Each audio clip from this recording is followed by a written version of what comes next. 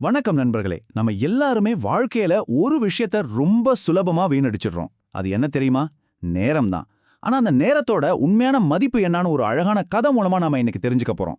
வாங்க, நேரத்தின் விலைமதிப்பற்ற பாடம்ங்கிற இந்த கதைக்குள்ள போகலாம். ஆமாங்க. நான் சும்மா சொல்லல. நீங்க இப்போ இந்த கதைய கேட்டுக்கிட்டு இருக்கீங்களே, இந்த நொடி கூட உங்க வாழ்க்கையில ஒரு பொன்னான நிகழ்வ உருவாக்கப் போகுது. இப்படின்னு கேக்குறீங்களா? கதையோட கடைசியில நீங்களே அத ஆச்சரியமா உணர்வீங்க. சரி வாங்க, அந்த பயணத்தை இப்பவே ஆரம்பிக்கலாம். கதைய ஆரம்பிக்கலாமா?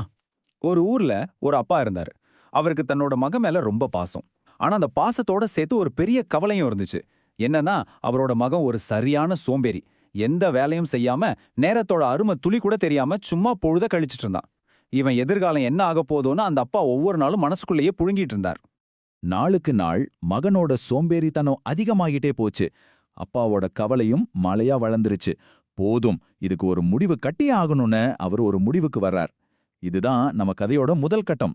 ஒரு தந்தையின் கவலை. அடிச்சு சொன்னா கேட்க மாட்டான், ஆனா செஞ்சு காட்டுனா நிச்சயம் புரிஞ்சுக்குவான்னு அந்த அப்பாவுக்கு தெரியும். அதனால தம் மகனுக்கு நேரத்தோட மதிப்பை புரிய வைக்க ஒரு சூப்பரான பாடம் கற்பிக்க முடிவு செஞ்சார்.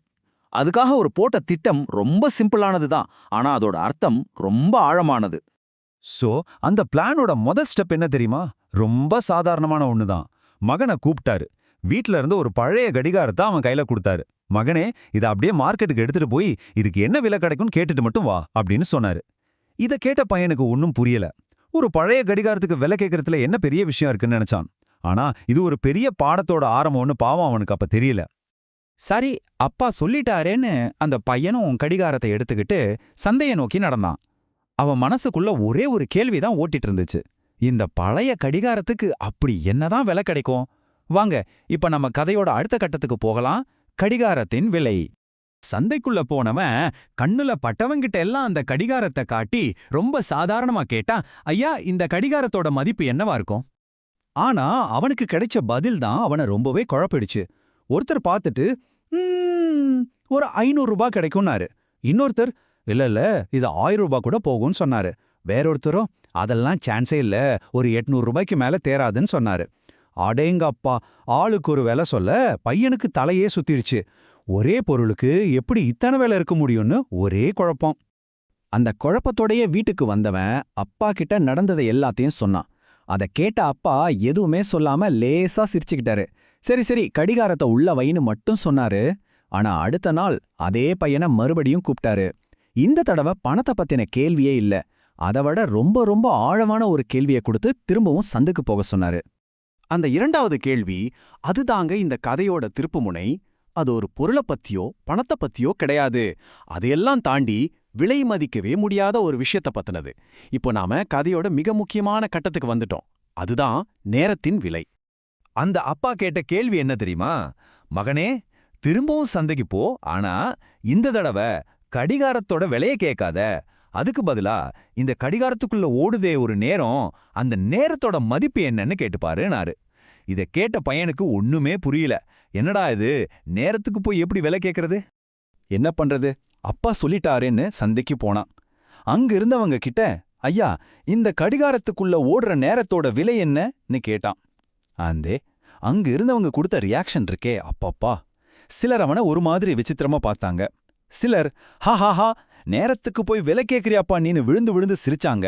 இன்னும் சிலர், என்னடா முட்டாள்தனமா கேள்வி கேட்கிற, போ அந்த பக்கம் விரட்டி விட்டுட்டாங்க. பாவம் அந்த பையன் அவமானத்துல கூனி குறுகி போயிட்டான்.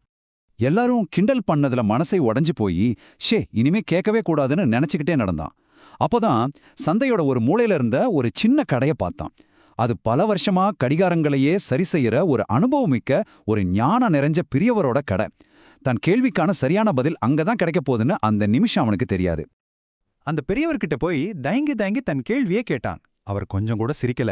அமைதியா அவன் தோள்ல கை வச்சு ஒரு புன்னகையோட சொன்னாரு, தம்பி, நீ கேட்ட கேள்வி முட்டாள்தனமானது இல்ல, ரொம்ப ஆழமானது.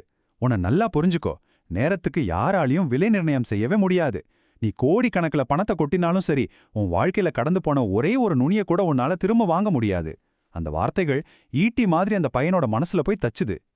அந்த பெரியவர் தொடர்ந்து சொன்னாரு, நேரத்தை பத்தி 2 விஷயம் இருக்கு. ஒன்னு நல்லது, இன்னொன்னு கெட்டது. கெட்ட விஷயம் என்னன்னா, அது யாருக்காகவும் நிக்காம ஓடிக்கிட்டே இருக்கும், போயிட்டே இருக்கும். ஆனா நல்ல விஷயம் என்ன தெரியுமா? அப்படி ஓடுற அந்த நேரத்தை எப்படி பயன்படுத்தணுங்கிற முழு கட்டுப்பாடும் உங்க கையில தான் இருக்கு. அந்த பெரியவர் சொன்ன ஒவ்வொரு வார்த்தையும் அந்த பையனுக்குள்ள ஒரு பெரிய ஞான விளக்கை ஏத்துச்சு. அவனுக்குள்ள இருந்த இருள் எல்லாம் விலகி போச்சு. இப்போ நம்ம கதையோட இறுதி பகுதிக்கு வந்திருக்கோம். அந்த பையனுக்கு கிடைச்ச அந்த விலைமதிப்பற்ற பாடத்தை பத்தி தெரிஞ்சுக்க. வாழ்க்கையோட மிகப்பெரிய ரகசியத்தையே தெரிஞ்சுக்கிட்ட மாதிரி ஒரு உணர்வோட அந்த பையன் வீட்டுக்கு ஓடினான். மூச்சிறக்கி அப்பா கிட்ட அந்த பெரியவர் சொன்ன எல்லாத்தையும் சொன்னான். மகனோட கண்ணில் தெரிஞ்ச அந்த புரிதலையும் ஞானத்தையும் பார்த்த அப்பாவோட மனசு சந்தோஷத்துல நிறைஞ்சுது. அவரோட திட்டம் ஜெயிச்சிடுச்சு. அன்னைக்கு ஆரம்பிச்சதுதான். அந்த பையன் ஒரு நொடிய கூட அதுக்கப்புறம் வீணாக்கல, கடினமா உழைக்க ஆரம்பிச்சான். நண்பர்களே, இந்த கதை அந்த பையனுக்கு மட்டும் இல்ல, நமக்கும் தான். சில விஷயங்களை நாம எப்பவும் ஞாபகத்துல வச்சுக்கணும்.